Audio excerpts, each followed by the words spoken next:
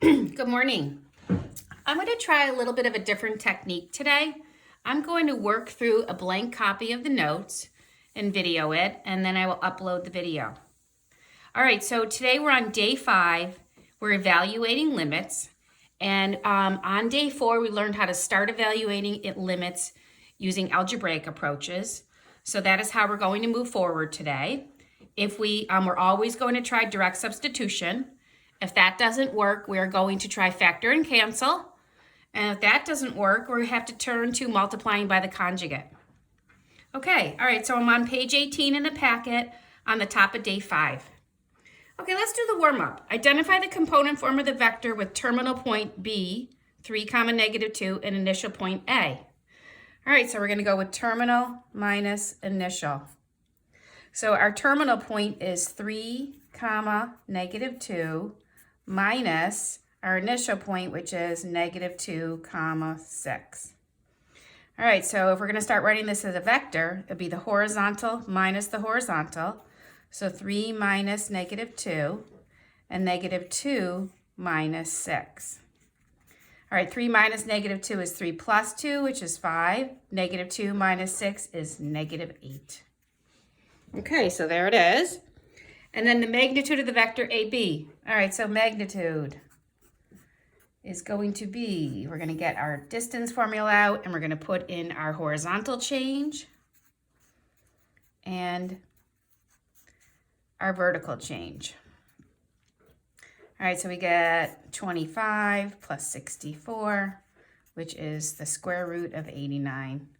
So the magnitude of vector AB is the square root of 89. Okay, here we go. Find the limit of the following.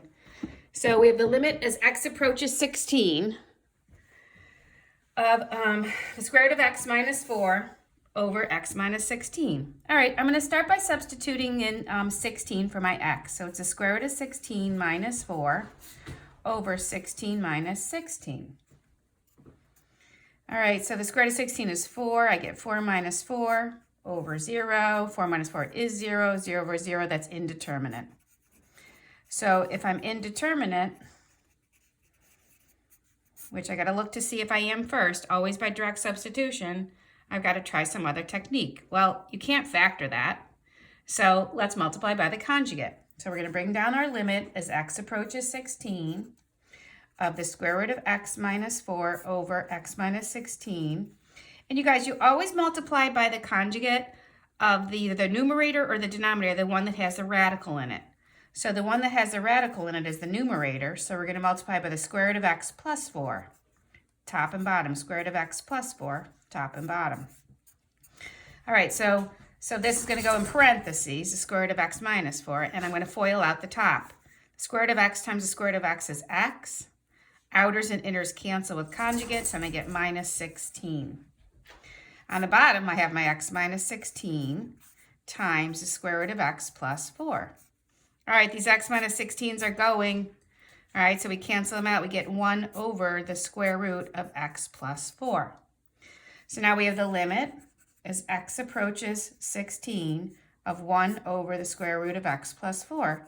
So now we're ready to sub in. All right, so it's 1 over the square root of 16 plus 4. So it's 1 over 4 plus 4, which is 1 over 8. All right, so the limit as x approaches 16 of our function is 1 over 8. All right, number 2. Yikes. All right, let's try our direct substitution. So we're going to sub in -1 minus the cosine of pi over the sine of pi. Okay, so let's think about our unit circle. I'm going to go over to where pi is, and my ordered pair is -1, 0. And I know that my x, y, my cosine is my x, and then my y is my sine. Okay, so I'm going to sub in my cosine of pi. Let's see, -1 minus the cosine of pi. All right, so the cosine of pi is -1. So -1 minus -1 over the sine of pi. The sine of pi is 0. Uh-oh. -1 plus 1 over 0. 0 over 0, indeterminate. Once we know we're indeterminate, we're going to have to try some other technique.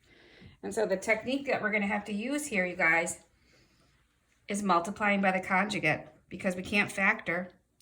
So we have the limit as x approaches pi of -1 minus the cos of x over the sine of x. And we're going to multiply top and bottom by -1 plus the cos of x.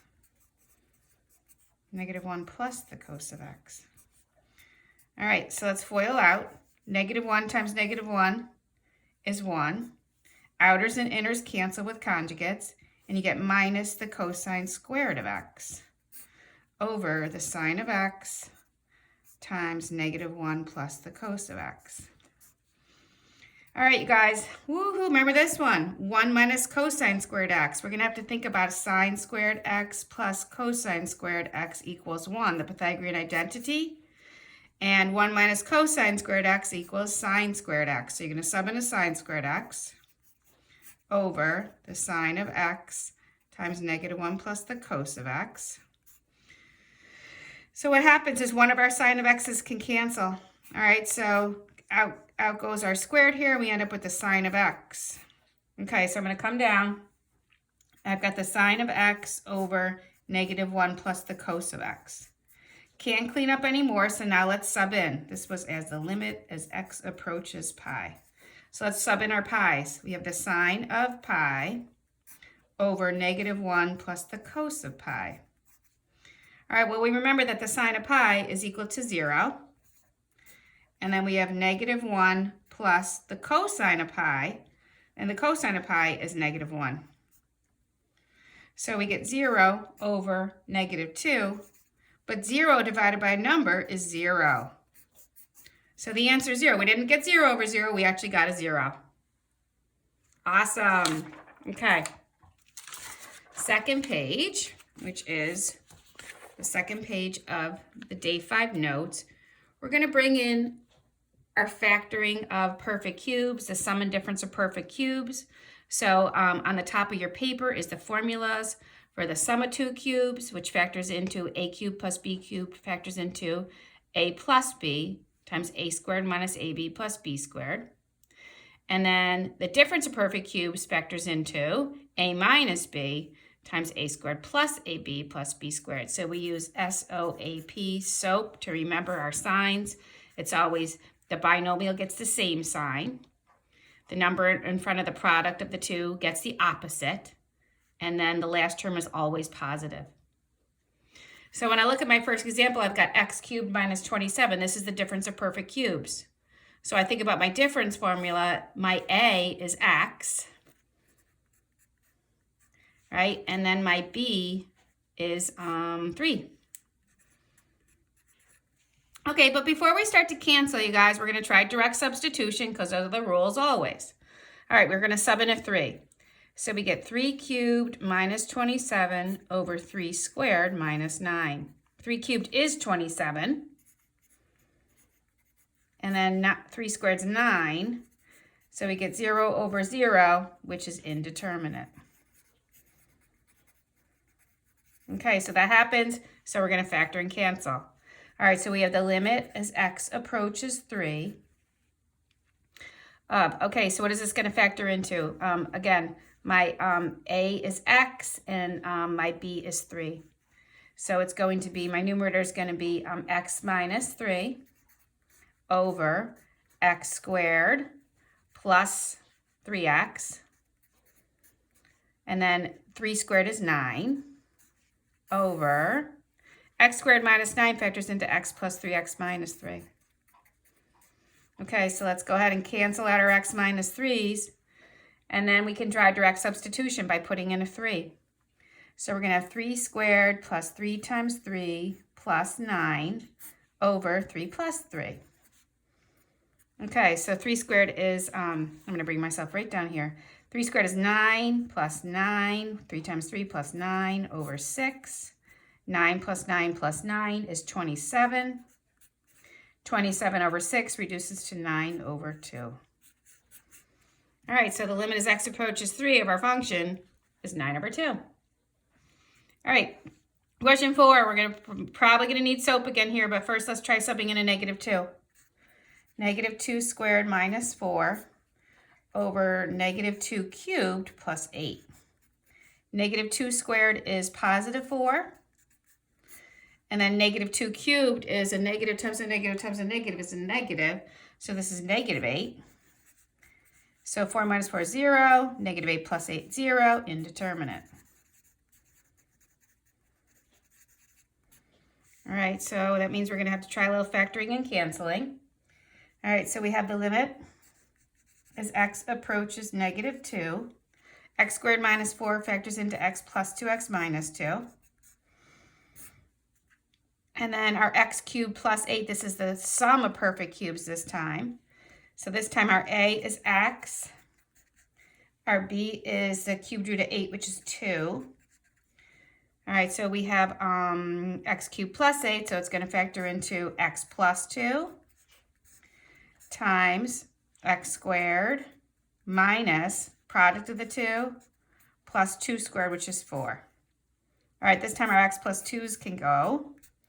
And now let's try subbing in our -2.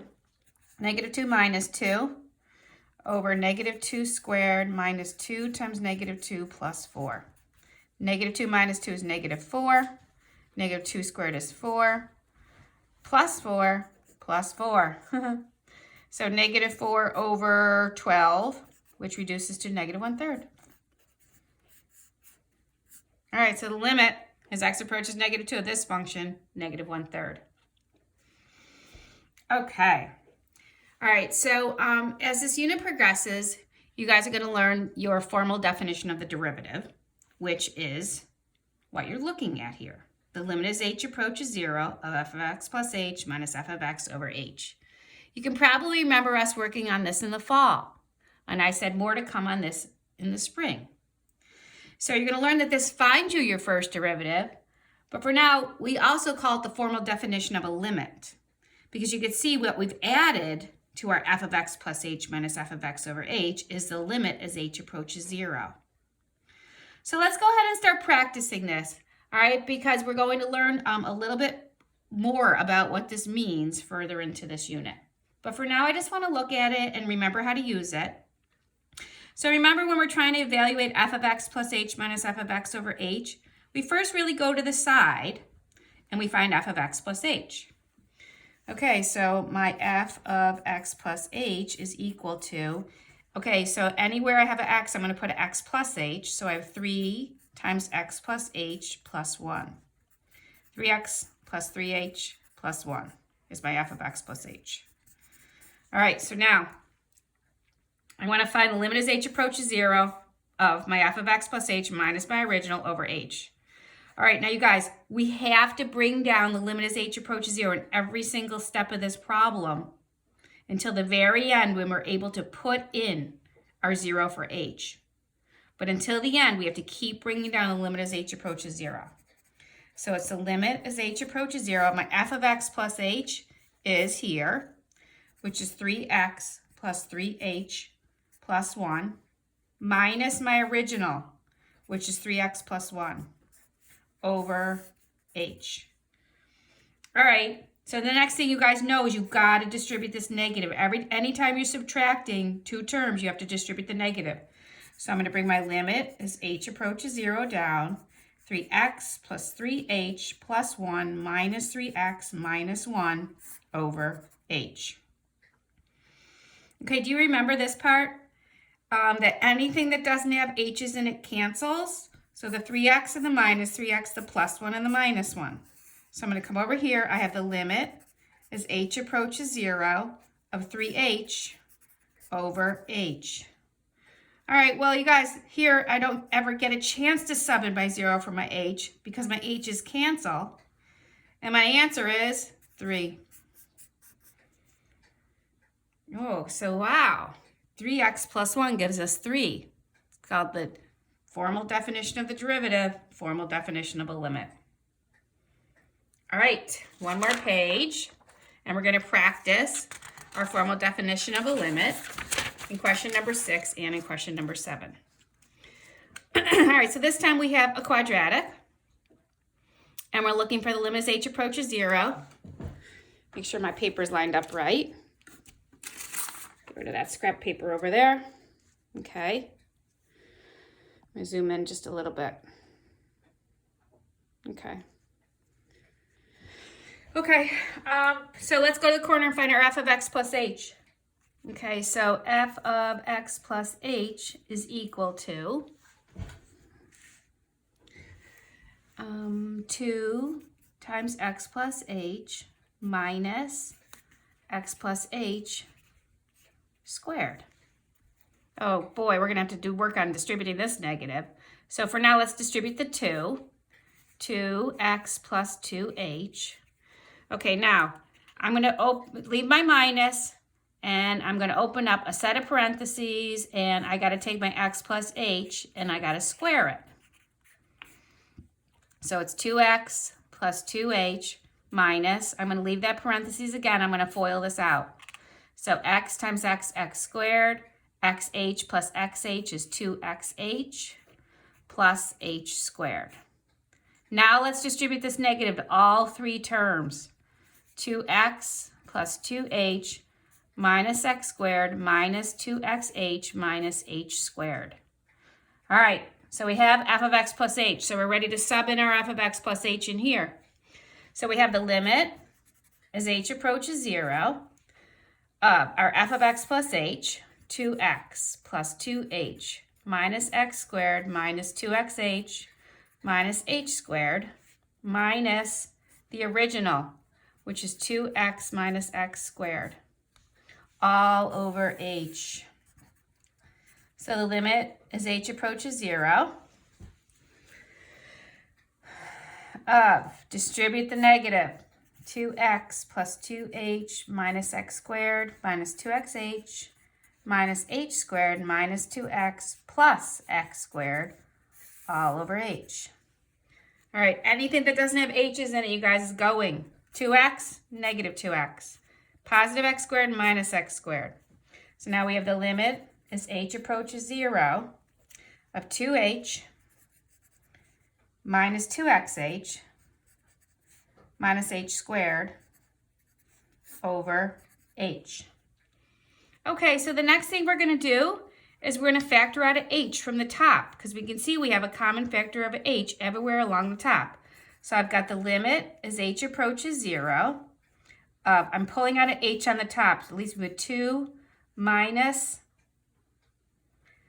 2x minus h, all over h. Now my h's can cancel, numerator and denominator, and I have the limit as h approaches 0 of 2 minus 2x minus h. Now I sub in my 0 for my h. So it's 2 minus 2x minus 0, which turns out to be 2 minus 2x. So the limit as h approaches 0 of 2x minus x squared is 2 minus 2x. So cool. You guys are going to learn a lot more about what that means soon. All right, last example. So we have f of x is equal to the 3 times the square root of x. And we need to find f of x plus h minus f of x all over h, and we want the limit as h approaches 0 of that. Okay, so we're going to the corner one more time. We're going to find f of x plus h. All right, well, that's just 3 times the square root of x plus h. Okay, so let me go. What limit as h approaches 0 of our f of x plus h is 3 times the square root of x plus h minus our original, which is 3 times the square root of x, all over h. All right, so you might think, ooh, can't factor that thing. All right, but I have radicals in it, so I can factor and I can multiply by the conjugate. All right, so let's try multiplying by the conjugate here, which would be 3 square root of x plus h plus 3 square root of x. So 3 square root of x plus h plus 3 square root of x. Okay, so I'm going to put that numerator in parentheses. Bring down my limit as h approaches 0, because I have to keep that all the way to the end until I'm allowed to put that 0 in. And then we FOIL. All right, so you guys, when you FOIL this out, it's outside by outside. 3 times 3 is 9. Radical x plus h times radical x plus h is just x plus h. Minus outers and inners cancel, and I end up with minus 9 times x. 3 times 3 is 9. Square root of x times square root of x is just x. 9 times x. Over, boy, that looks better, h times that. 3 x plus h plus 3 square root of x. Okay, I'm going to keep working down. The limit as h approaches 0. Let's distribute the 9x plus 9h minus 9x over h times 3 square root of x plus h plus 3 square root of x. Wow, look what happens now. These 9x's cancel, the plus 9x and the minus 9x. So we have the limit as h approaches 0. Make sure you guys can still see okay. Okay, so we have the limit as h approaches 0 of 9h over h times 3 square root of x plus h plus 3 square root of x. And then what can happen, you guys, is these h's cancel. So we just end up with the limit as h approaches 0 of 9 over 3 times the square root of x plus h plus 3 times the square root of x. Okay, so there's no more that we can do to get it cleaned up anymore, so now we can sub in our 0 for our h. So we're going to end up subbing in now. So we have 9 over 3 times x plus 0 plus 3 times the square root of x. 3 times the square root of x plus 0 plus 3 times the square root of x. All right, well, this is just x plus 0 under a radical is just x. So we end up with 9 over 3 times the square root of x plus 3 times the square root of x. You guys, that's going to end up to be 9 over 3 square roots of x plus 3 square roots of x is 6 square roots of x. And we're done. There's no more we can do except for reduce. Pull out a common factor of 3, and our final answer is 3 over 2 square roots of x. Okay. All right, so hopefully you guys can see that real clear. And I'm going to post this up on WebAssign so you can find the notes.